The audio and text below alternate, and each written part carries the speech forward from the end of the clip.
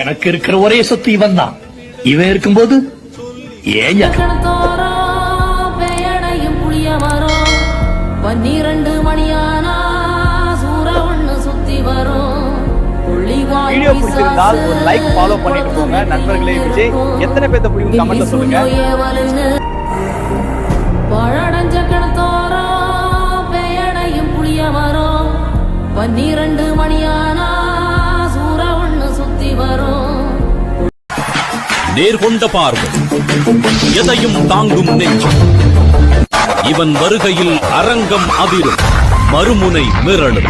நமது தேசத்தின் பாசத் தலைவர், பெருமை சேர்ப்பவன், நமது புன்னகை மன்னன், தன்னம்பிக்கை நாயகன். ரசிகர்களின் கரகோஷத்தால் இந்த பூமியே அதிர்வென்றார். அதுதான் இவரின் பெயர். கண்ணும் மின்ன ஓடி வரும் சாபுராணி வாசனையில் ஜல்லு ஜல்லு ஓச வரும். எட்டப்பன ஒசரத்துக்கு எட்ட நிற்கும் முனியாண்டி.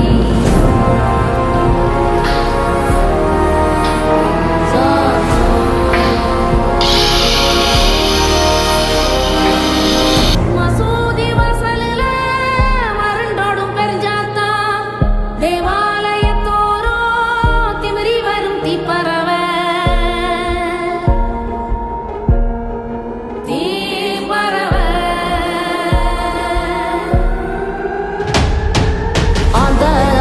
சத்தம் என்ன, அரண ஊரு சத்தம் என்ன, கோட்டாங்கூ சத்தம் என்ன, கொளவி பாடு சத்தம் என்ன, ஒத்தையில காகம் ஒண்ணு ஓங்கி கரையும் சத்தம் என்ன, ஊழையிடும் நரியோட ஓயா கவல சத்தம் என்ன.